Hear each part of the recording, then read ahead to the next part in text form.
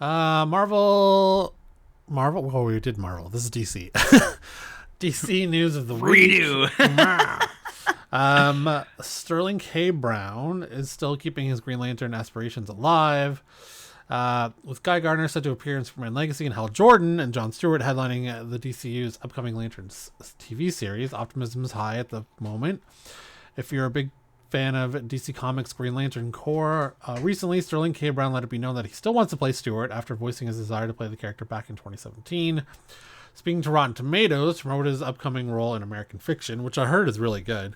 I heard it's very good. Yeah. Brown confirmed that he's keeping an eye on how things are progressing with James Gunn's reboot of a new DC Comics cinematic universe. Old Gummy.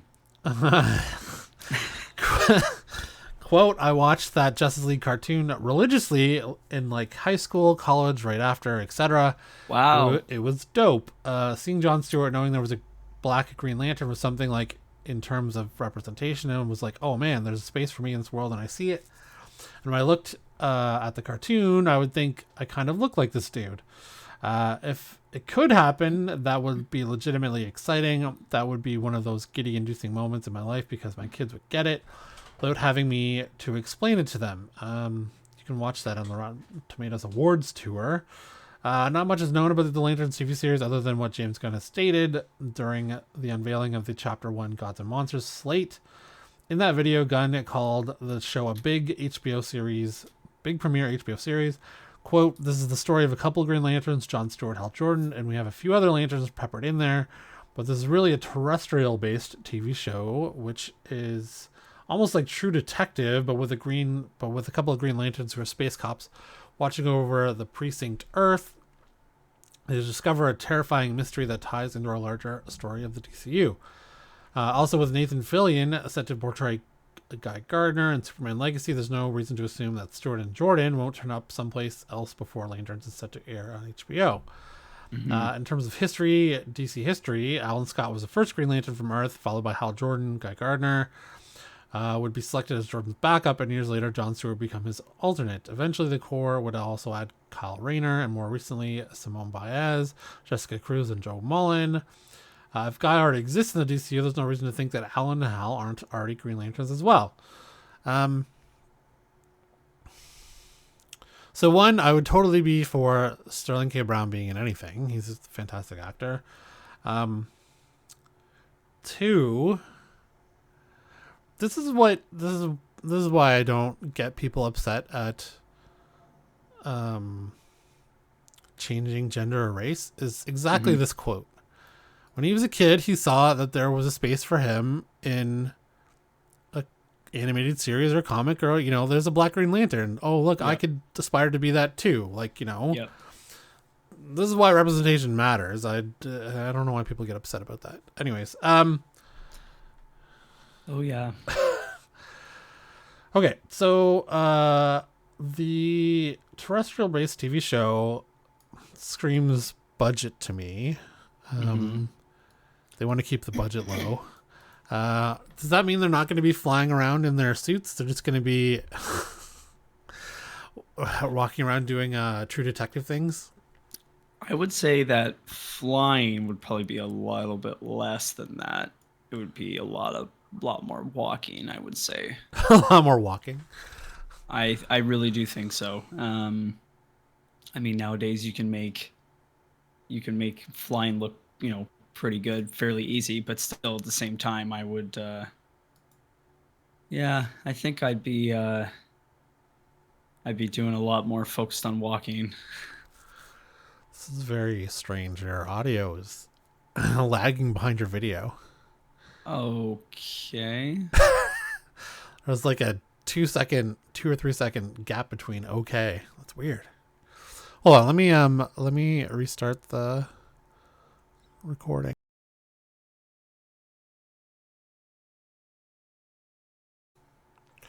Okay, back from technical difficulties. Sorry about that. Josh worked it out. See. Okay, continuing on. I was wrong about. I don't know if I was very wrong, but I was wrong about Aquaman not making any money. Apparently, it did okay. Aquaman and the Lost Kingdom gets strong box office boost. Oh, it's those damn Europeans. Boost overseas for $330 million global haul. Aquaman and Lost Kingdom's disappointing debut led to many writing it off as another casualty of the superhero slump. But the movie has been performing relatively well overseas over the past couple of weeks. It has now taken in $334 million. James Wan's sequel recently passed The Flash, Shazam, and Blue Beetle to become the highest grossing DC Comics movie of 2023. Now has its sights set on Black Adam, which had a haul of 393. Aquaman 2 opens in Japan this Friday, and analysts are confident the movie will be able to hit 400 million by the end of its theatrical run. A small win for WB and DC Studios, but Aquaman and the Lost Kingdom marks the final movie in the DCEU era before the franchise is rebooted with James Gunn and Peter Safran's DCU, which means a third movie would have been unlikely, even if this one had performed a lot better. Long-range box office tracking was never very strong, but negative reviews probably didn't help. Lost Kingdom is currently sitting at 35% on Rotten Tomatoes, although it does have a better audience score of 79%. Okay. Does this just mean that Jason Momoa is a bigger star at this point than Dwayne Johnson? Like, he carried... Is it just Jason Momoa that carried such a terrible, from all reports, a terrible movie, that just his name carried it into a movie that really had no chance, everyone thought had no chance of being successful, given it was the last movie of that DCU era? I think, to be honest with you, Momoa is more socially liked, I guess you could say. Because what happened was, I mean, The Rock kind of faded off. I mean, he was trying to push a movie that no one asked for. Black Adam? No one wanted, I wanted a Black Adam movie with The Rock. I like The Rock. Yes. Well, I mean, I like The Rock in certain situations. Yes. I think he became a little bit more unliked as that entire thing played out. Yeah, that entire thing played out.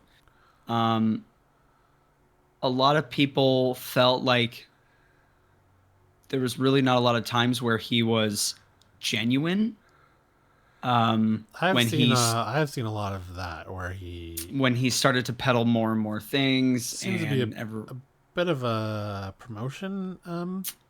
Always. And it's so funny because one of the YouTubers, Charlie or whatever, he recently made a video about how The Rock is like the most kind of disingenuous person in Hollywood right now. And he related to the fact that I guess The Rock went to In-N-Out recently. Oh, I saw that where he said it's the first one ever, but then a year before he'd already done an ad for it.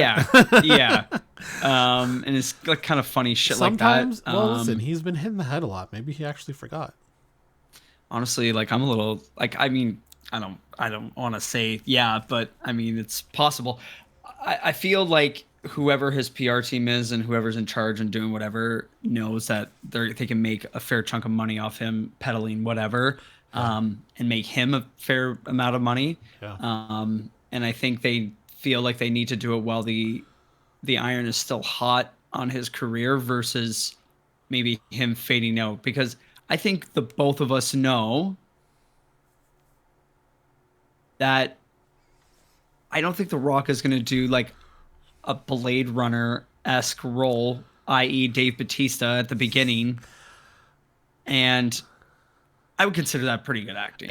That was pretty good. It's kind of funny you just said that because I think I just read that he talked about wanting to do more roles like that. I just don't think they're going to give him the opportunity like Bautista got because Bautista. I mean, he was a wrestling star, but I don't know, man. I just don't see. I don't think he was a big enough star. 6 days ago, The Rock wants to be a dramatic actor. That's so funny. That's so funny. Time to pivot again, boys. That's so funny. I truly think that, yeah, because Batista was a big star in wrestling, but not a huge, like one of the biggest stars. He was able to do other things and kind of fly under the radar. Where The Rock, you put Dwayne Johnson in something, his name is going to be in line with, the title of the movie. Yeah. Like, you know what I mean? It's going to be just as famous. So I guess he's in a A24 film, a Benny Safdie movie. I heard that got announced. Yeah. Who did the Safdie brothers did that Adam Sandler movie Gems? Was it just called Gems? Uncut Gems, which was fantastic. It was a great movie. I didn't watch it yet. I haven't No? watched it yet. I should really. Yeah. Adam Sandler's better at drama than he is at comedy at this point. He's been. I Very wouldn't be shocked. He's an old man. You know what I well, mean? no, like, it's even like, you know what? Even he was even better in Punch Drunk Love as a dramatic actor than he had been in comedy, even back then. Missed that movie. Maybe, big time. Yeah, so he's I mean, I wouldn't say this is totally dramatic, but he's playing an MMA champion in this movie called The Smashing Machine. Yeah, I saw. Yeah. Well, I mean, I'm maybe assuming he's trying to. Maybe get his life Iron is Claw tragic. moment. Mark Kerr. I don't know. I don't know much about him, but yeah. So I don't know. Yeah. Is Jason Momoa a bigger draw?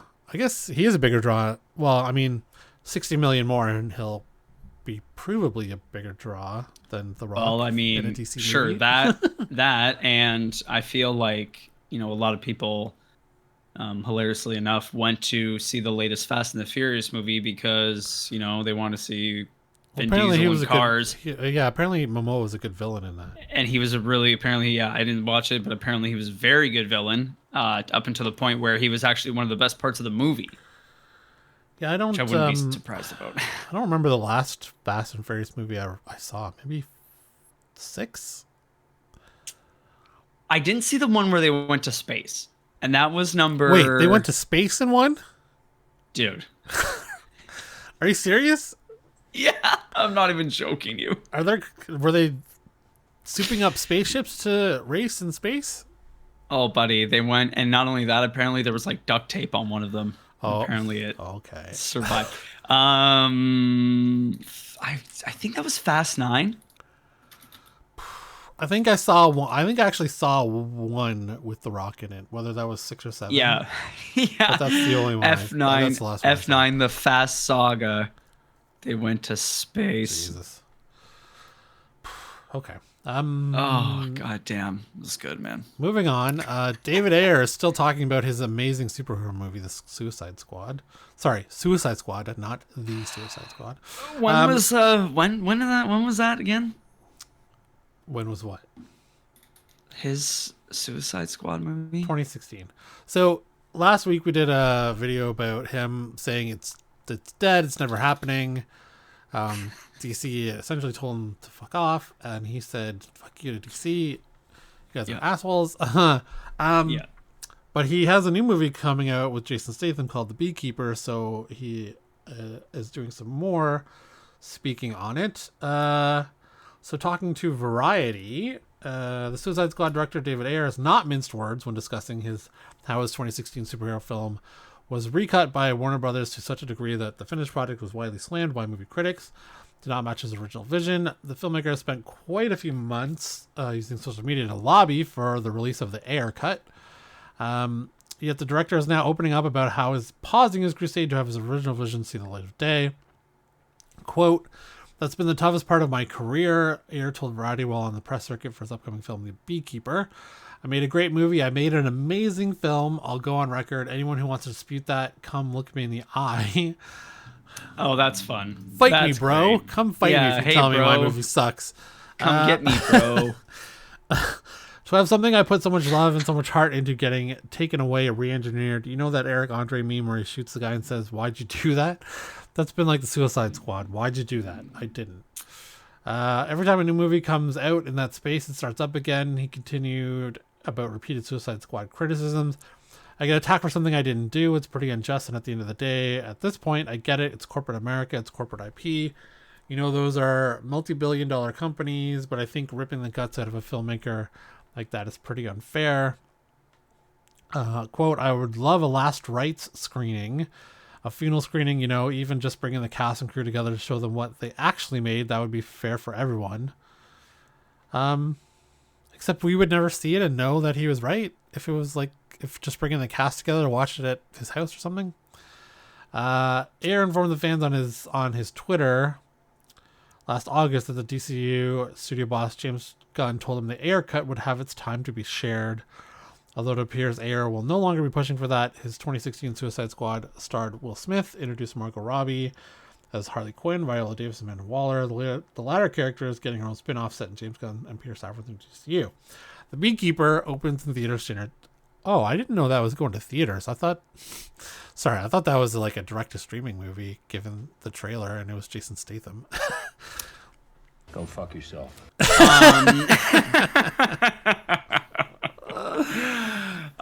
So I was trying to say that during the thing that you were mentioning before, but that's okay. That works too. I honestly thought that was a direct-to-digital. Like, I like Jason Statham, and I would watch it, but I didn't think it was going to theaters. So not only is it going to theaters, which I did see it being announced that it was going to theaters, that it actually has a 72% critic score right now on Rotten Tomatoes. Oh yeah. Oh yeah. I mean, Ayer can be a very good director. He's made some good movies. Because originally it looks like it was going to be on Sky. Network. Sky is a British television station. Okay. Sky TV. They said it's a kooky, funny thriller. Would you rather have like an action thriller than a kooky, funny? I don't know. That's weird. I don't know. Anyways, I mean, I'll watch it. I'll watch it when it comes out on digital, but I didn't think it was coming to theaters. I feel like they're just worried about making another John Wick at this point. Like, we've had 4 John Wicks. They probably don't want to, overdo it. And yeah, I'm not sure. Oh, why they're saying it's a kooky thriller instead of an action? Yeah. Oh, yeah. Yeah. Yeah, you probably want it. Well, from the trailer, I didn't think it was going to be anything close to John Wick. It does seem a bit more I feel you. Espionage type thing with an assassin. Yeah. Anyways, will we ever see the Suicide Squad cut? I'm going to say 99% chance no. No. No. Like, maybe if he leaked it himself when he's done his career, like when he has nothing left to do, he's an old man in the age of 80 and dying from terminal cancer, he releases it because he gets sued. Just puts it out on the internet, and then we can all decide whether it was good or not. Okay, that was DC News of the Week. Here's an ad. YouSellComics.com, your new multi-vendor marketplace. You Sell Comics offers a site exclusively for buying and selling of all things comics. Slabs, omnis, trades, and more. Sell for as low as 5% commission or 0 commission monthly tiers. Run your own auctions, unlimited bin listings. YouSellComics.com. Buy, collect,